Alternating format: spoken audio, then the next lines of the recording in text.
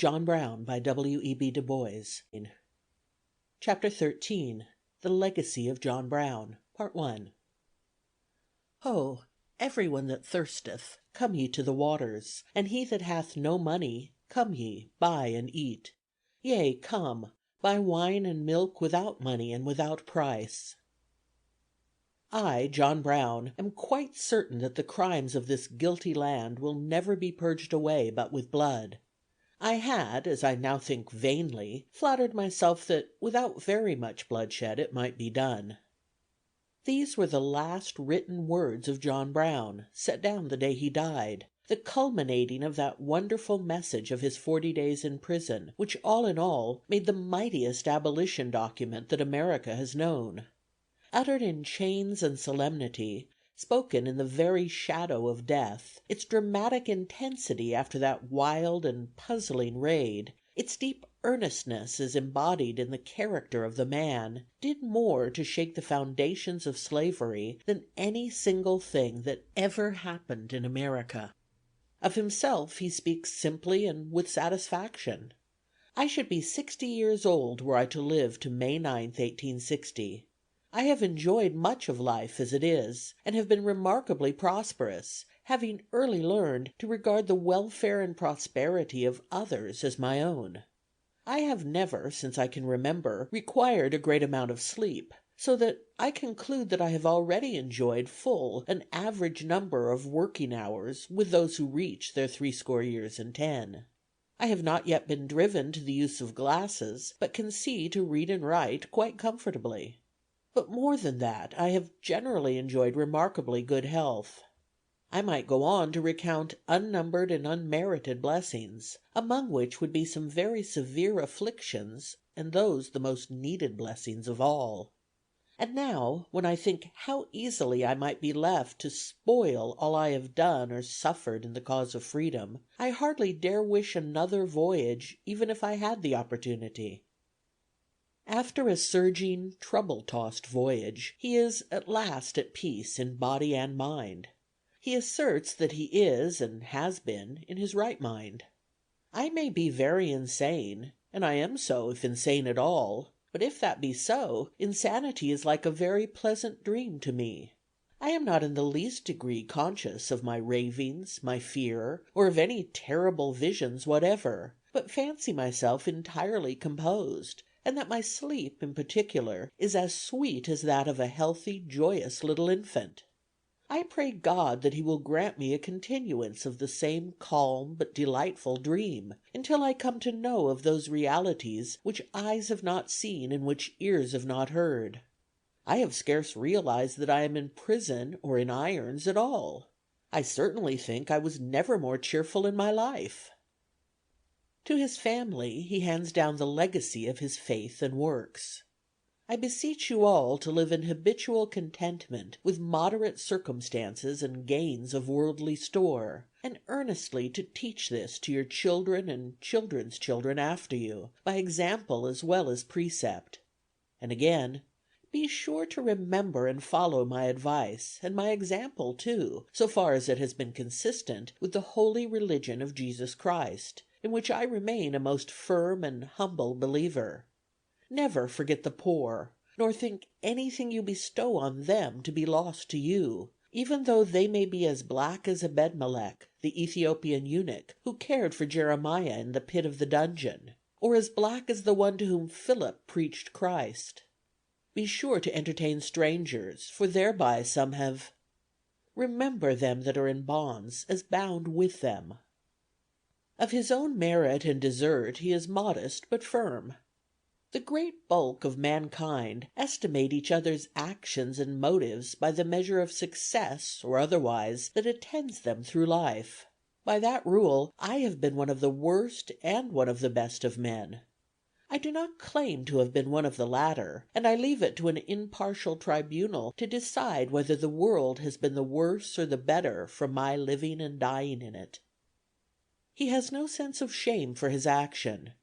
I feel no consciousness of guilt in that matter, nor even mortification on account of my imprisonment in irons. I feel perfectly sure that very soon no member of my family will feel any possible disposition to blush on my account. I do not feel conscious of guilt in taking up arms, and had it been in behalf of the rich and powerful, the intelligent, the great, as men count greatness, or those who form enactments to suit themselves and corrupt others, or some of their friends, that I interfered, suffered, sacrificed, and fell, it would have been doing very well. But enough of this. These light afflictions, which endure for a moment, shall but work for me a far more exceeding and eternal weight of glory." With desperate faith he clings to his belief in the providence of an all-wise God. "Under all these terrible calamities, I feel quite cheerful in the assurance that God reigns and will overrule all for his glory and the best possible good." True it is that the night is dark and his faith at first wavers, yet it rises ever again triumphant. As I believe most firmly that God reigns, I cannot believe that anything I have done, suffered, or may yet suffer, will be lost to the cause of God or of humanity. And before I began my work at Harper's Ferry, I felt assured that in the worst event it would certainly pay. I often expressed that belief, and I can see now no possible cause to alter my mind. I am not as yet, in the main, at all disappointed. I have been a good deal disappointed as it regards myself in not keeping up to my own plans, but now I feel entirely reconciled to that even, for God's plan was infinitely better, no doubt, or I should have kept to my own. He is, after all, the servant and instrument of the Almighty. If you do not believe I had a murderous intention, while I know I had not, why grieve so terribly on my account? The scaffold has but few terrors for me. God has often covered my head in the day of battle, and granted me many times deliverances that were almost so miraculous that I can scarce realize their truth. And now, when it seems quite certain that he intends to use me in a different way, shall I not most cheerfully go? I have often passed under the rod of him whom I call my Father, and certainly no son ever needed it oftener. And yet I have enjoyed much of life, as I was enabled to discover the secret of this somewhat early. It has been in making the prosperity and happiness of others my own, so that really I have had a great deal of prosperity. I am very prosperous still, and looking forward to a time when peace on earth and goodwill to men shall everywhere prevail. I have no murmuring thoughts or envious feelings to fret my mind. I'll praise my Maker with my breath. Success is, in general, the standard of all merit. I have passed my time quite cheerfully, still trusting that neither my life nor my death will prove a total loss. As regards both, however, I am liable to mistake.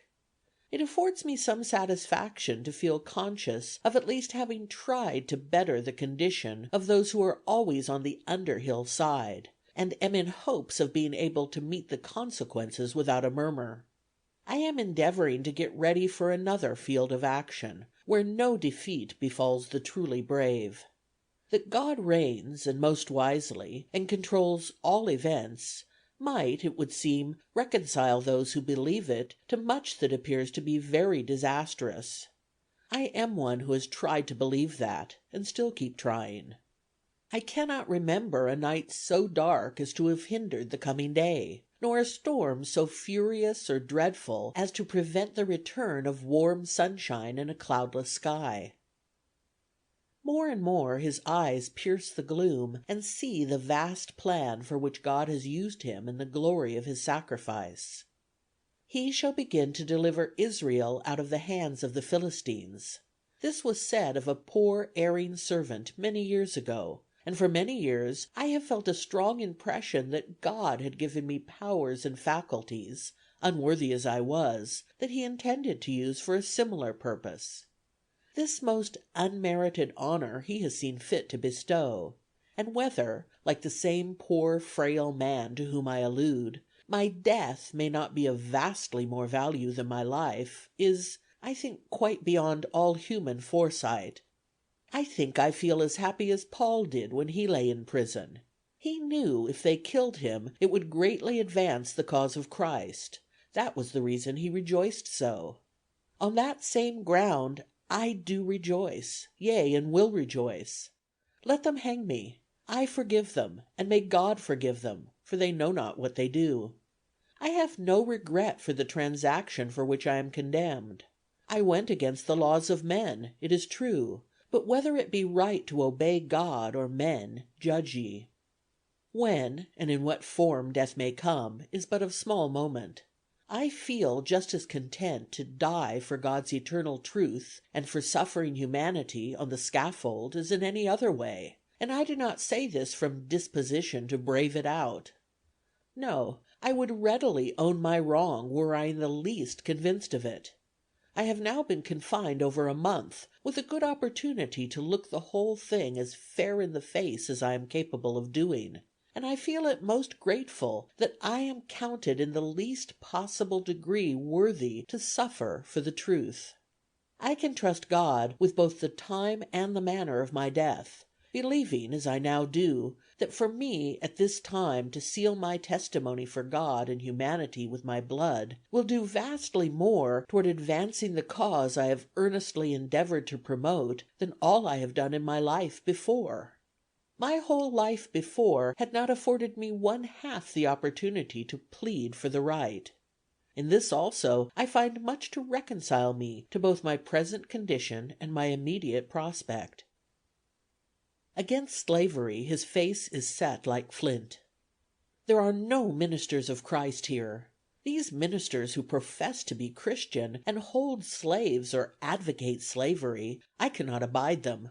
My knees will not bend in prayer with them while their hands are stained with the blood of souls. He said to one Southern clergyman, "I will thank you to leave me alone. Your prayers would be an abomination to God." To another he said, "I would not insult God by bowing down in prayer with anyone who had the blood of the slave on his skirts." And to a third, who argued in favor of slavery as a Christian institution, John Brown replied impatiently, "My dear sir, you know nothing about Christianity. You will have to learn its ABC. I find you quite ignorant of what the word Christianity means. I respect you as a gentleman, of course, but it is as a heathen gentleman."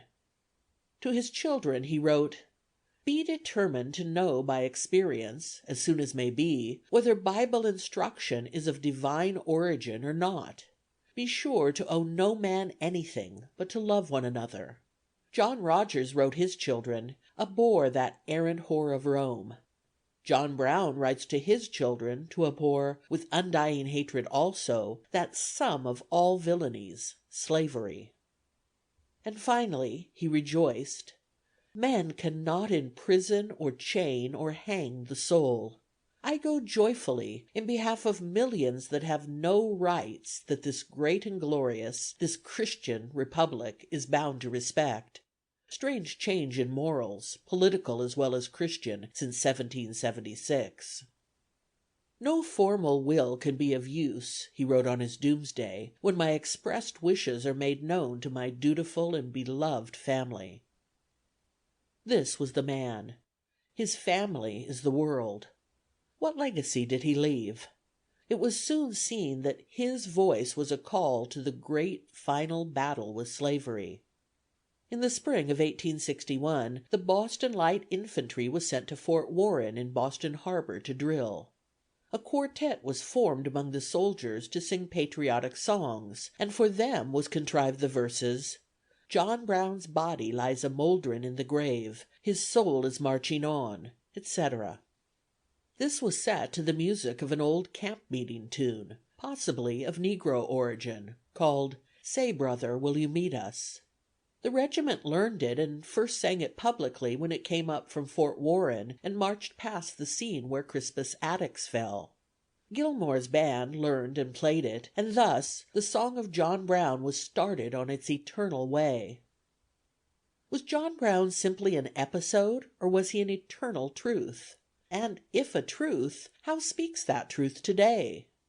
John Brown loved his neighbor as himself. He could not endure, therefore, to see his neighbor poor, unfortunate, or oppressed. This natural sympathy was strengthened by a saturation in Hebrew religion which stressed the personal responsibility of every human soul to a just God. To this religion of equality and sympathy with misfortune was added the strong influence of the social doctrines of the French Revolution, with its emphasis on freedom and power in political life. And on all this was built John Brown's own inchoate but growing belief in a more just and a more equal distribution of property. From this he concluded, and acted on that conclusion, that all men are created free and equal, and that the cost of liberty is less than the price of repression.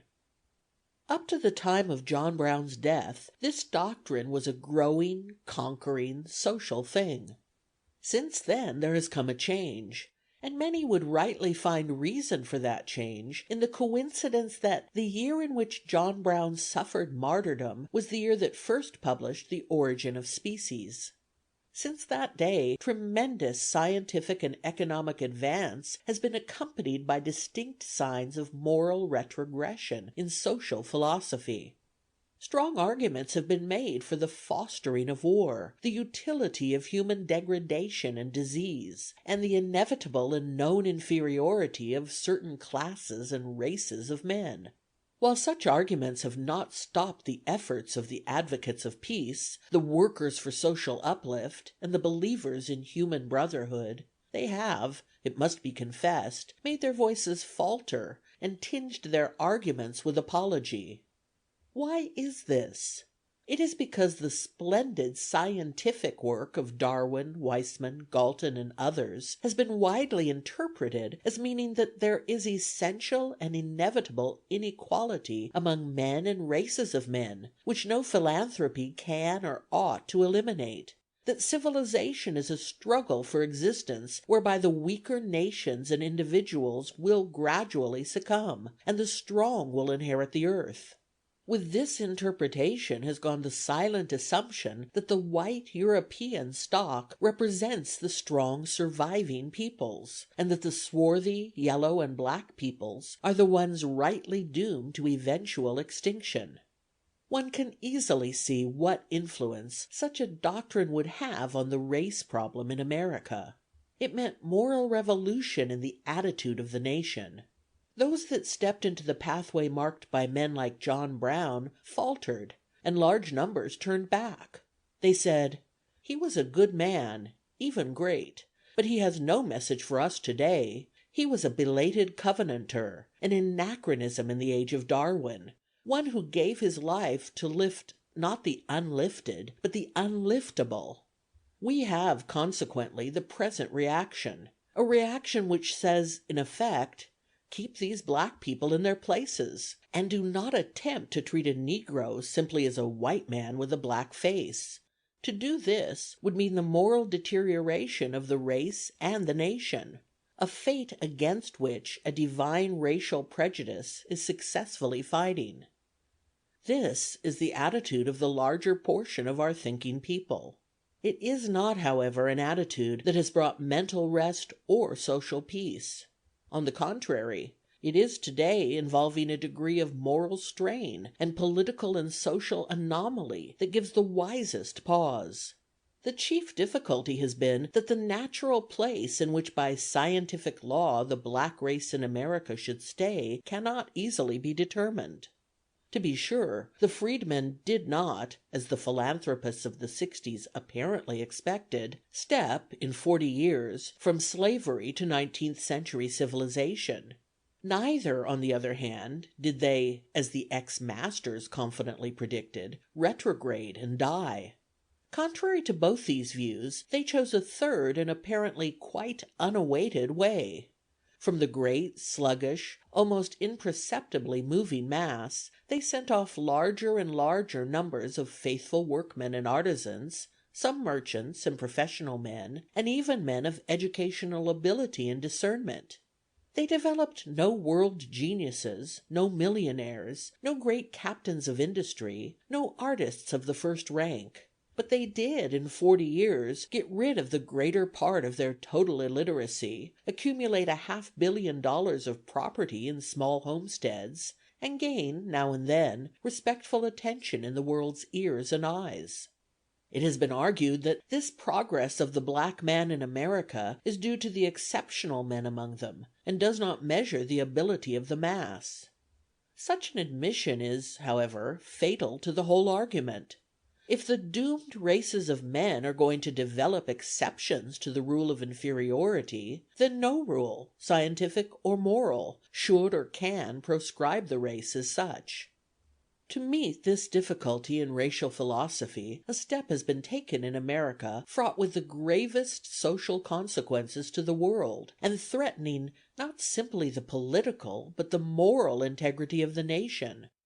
That step is denying, in the case of black men, the validity of those evidences of culture, ability, and decency which are accepted unquestionably in the ease of other people, and by vague assertions, unprovable assumptions, unjust emphasis, and now and then by deliberate untruth, aiming to secure not only the continued proscription of all these people, but by caste distinction to shut in the faces of their rising classes many of the paths to further advance. When a social policy, based on a supposed scientific sanction, leads to such a moral anomaly, it is time to examine rather carefully the logical foundations of the argument. And as soon as we do this, many things are clear. First, assuming the truth of the unproved dictum that there are stocks of human beings whose elimination the best welfare of the world demands, it is certainly questionable if these stocks include the majority of mankind, and it is indefensible and monstrous to pretend that we know today, with any reasonable assurance, which these stocks are. We can point to degenerate individuals and families here and there among all the races, but there is not the slightest warrant for assuming that there does not lie among the Chinese and Hindus, the African Bantus and American Indians, as lofty possibilities of human culture as any European race has ever exhibited. It is, to be sure, puzzling to know why the Sudan should linger 1,000 years in culture behind the valley of the Seine. But it is no more puzzling than the fact that the valley of the Thames was miserably backward as compared with the banks of the Tiber. Climate, human contact, facilities of communication, and what we call accident, have played a great part in the rise of culture among nations. To ignore these and assert dogmatically that the present distribution of culture is a fair index of the distribution of human ability and desert is to make an assertion for which there is not the slightest scientific warrant. What the age of Darwin has done is to add to the 18th century idea of individual worth the complementary idea of physical immortality. And this, far from annulling or contracting the idea of human freedom, rather emphasizes its necessity and eternal possibility, the boundlessness and endlessness of human achievement. Freedom has come to mean not individual caprice or aberration, but social self-realization in an endless chain of selves. And freedom for such development is not the denial, but the central assertion of the evolutionary theory.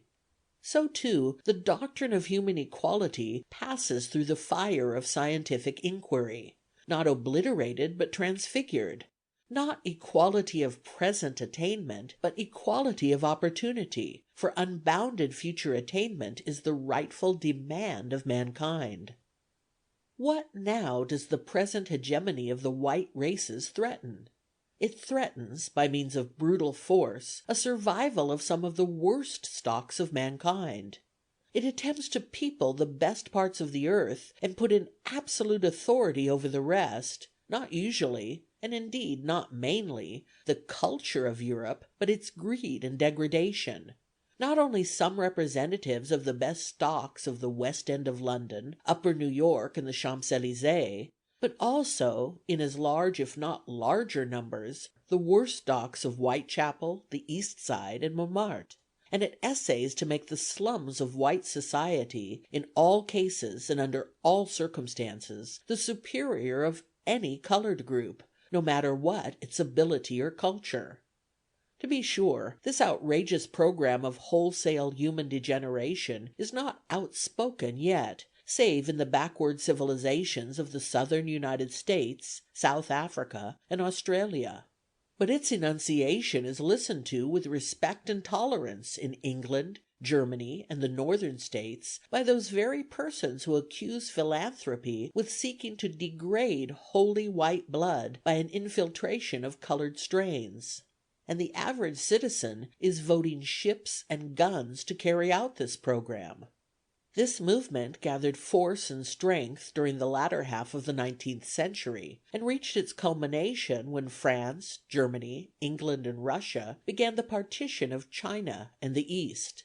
With the sudden self-assertion of Japan, its wildest dreams collapsed, but it is still today a living, virile, potent force and motive, the most subtle and dangerous enemy of world peace and the dream of human brotherhood. It has a whole vocabulary of its own: the strong races, superior peoples, race preservation, the struggle for survival, and a variety of terms meaning the right of white men of any kind to beat blacks into submission, make them surrender their wealth and the use of their women, and submit to dictation without murmur, for the sake of being swept off the fairest portions of the earth, or held there in perpetual serfdom or guardianship. Ignoring the fact that the era of physical struggle for survival has passed away among human beings, and that there is plenty of room accessible on earth for all, this theory makes the possession of Krupp guns the main criterion of mental stamina and moral fitness.